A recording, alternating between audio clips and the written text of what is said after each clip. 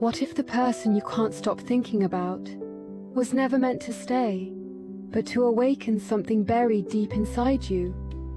Desire.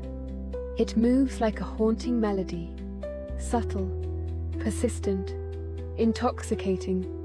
You can feel it in the pit of your stomach, the burning behind your ribs, the magnetic pull towards someone who, on the surface, may not even deserve your devotion. And yet, you ache for them. You replay their words. You crave their presence like a drug, even if they've long since left. But what if I told you that desire is not what it seems? What if your obsession with the wrong person isn't a flaw, but a message? A soul message. A coded transmission from the deepest part of your being, designed not to torture you, but to awaken you.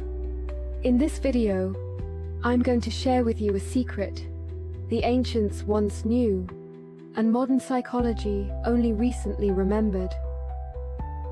That desire, especially painful desire, is a mirror, a map, a form of divine madness that points you back to the parts of yourself you've forgotten.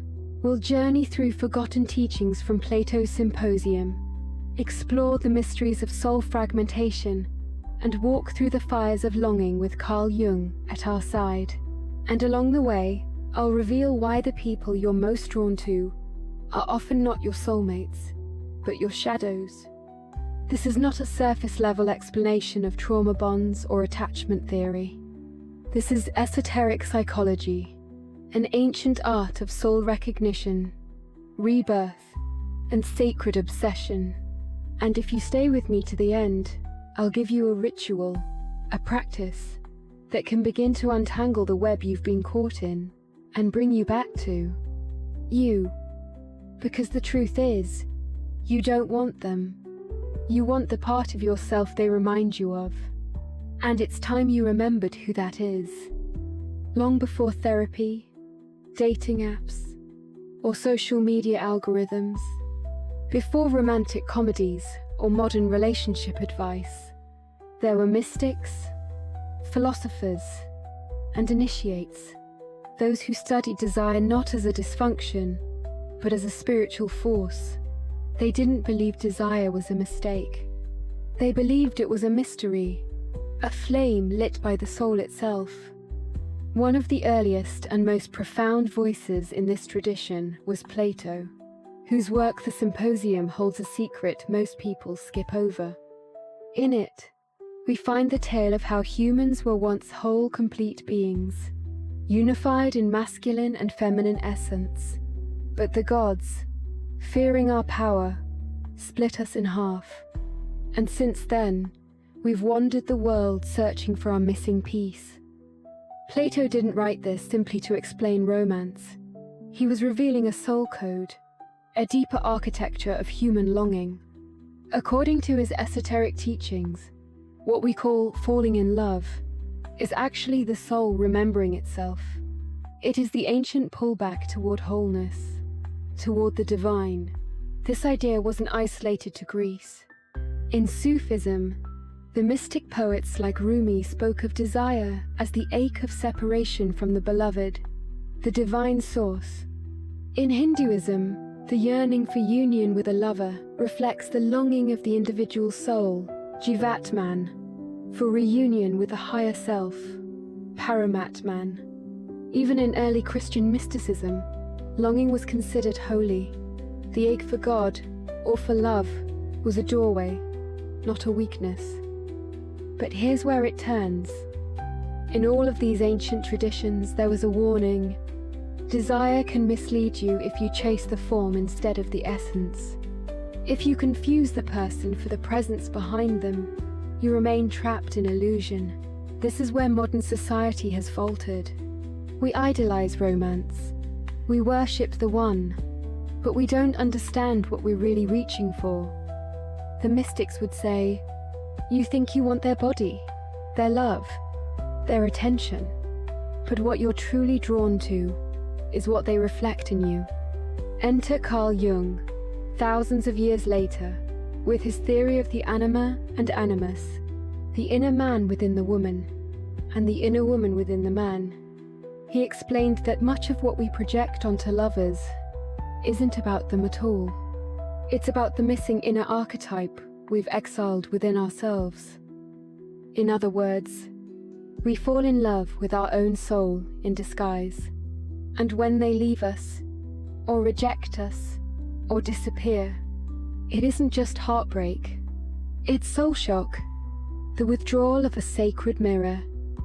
There's a moment, maybe you've had it, when you're looking at someone and your chest tightens.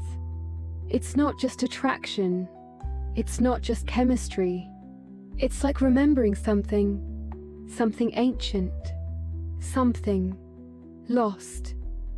Your heart skips, your breath quickens, and suddenly, it's like the universe has gone quiet. They feel like home, but that feeling is not about them. That's the first illusion. According to Plato, that rush of desire is not the universe sending you your person. It's the universe triggering your awakening. He called it divine madness, theomania, a kind of holy fever sent by the gods to lead the soul back to the source. But instead of climbing, we cling. We grasp onto the person instead of the path, because that person, they carry an energy we've forgotten in ourselves. It's not their beauty, not their voice, not even the connection. It's what they activate in you. This is where Jung steps in. He spoke of projection, seeing parts of ourselves we've repressed, denied, or lost in someone else. You meet someone radiant, magnetic, alive, and you don't just like them, you feel undone by them, because they are carrying your anima or animus, the lost inner feminine or masculine within you.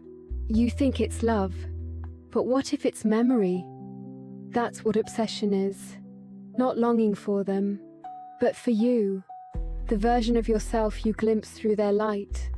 And when they leave, the mirror breaks, and you forget it was ever yours.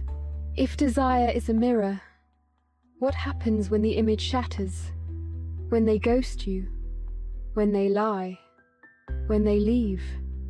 You think the pain comes from losing them, but the pain comes from losing the version of yourself they helped you remember. This is the core of what mystics call sacred suffering. In ancient alchemical texts, this experience is known as the blackening, a descent into confusion, darkness, and ego death. It is the first step in spiritual transformation. The person you fell in love with didn't just reflect your beauty, they also mirrored your wound.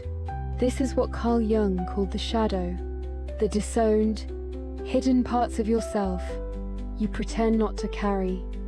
Your neediness, your fear of abandonment, they all rise to the surface in the mirror of love. There's a myth from the Egyptian mysteries where the goddess Isis searches for the shattered body of Osiris. Piece by piece, she retrieves him, but the last part, the heart, can only be restored by divine breath. This is your journey. You've been searching for yourself in pieces, scattered in others, in every heartbreak, in every obsession, in every ghost who disappears without explanation. You are retrieving a piece of your soul. We've been taught that healing means letting go of people, but the truth is, it's not about letting go of them. It's about integrating the you they awakened. When you do that, you no longer need them to reflect it. You become it. That's the paradox of spiritual obsession.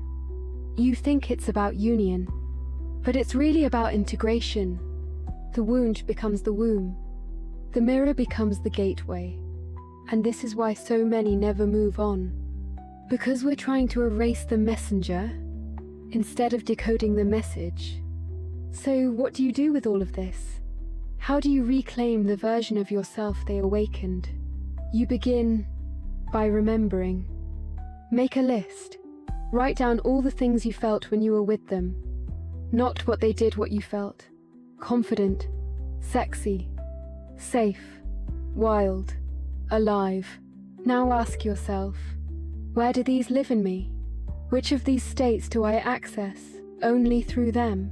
Those are your soul fragments, the parts of you you've exiled, the parts that long to come home.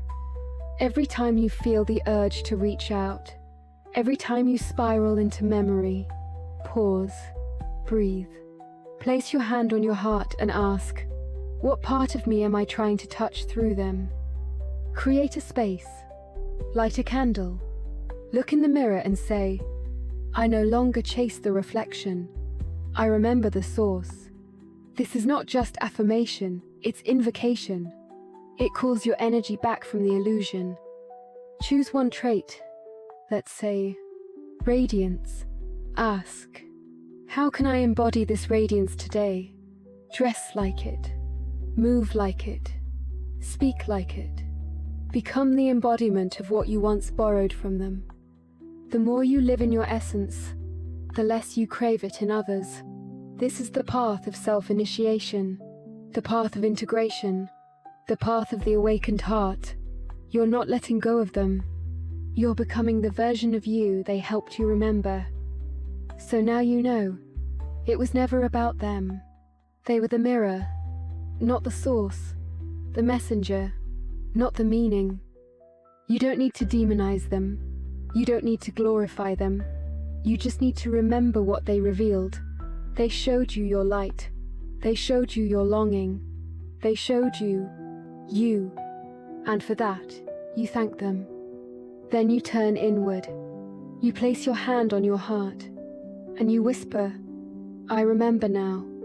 You were just the spark. The fire was always mine. That's the secret of sacred desire. It's never about possession. It's about transformation. You wanted them, but you are becoming you. The one who no longer chases. The one who no longer waits. The one who remembers. So if you've made it this far, you're not just healing, you're returning to yourself, to your truth, to the sacred love you've been carrying all along. Subscribe when you're ready to remember.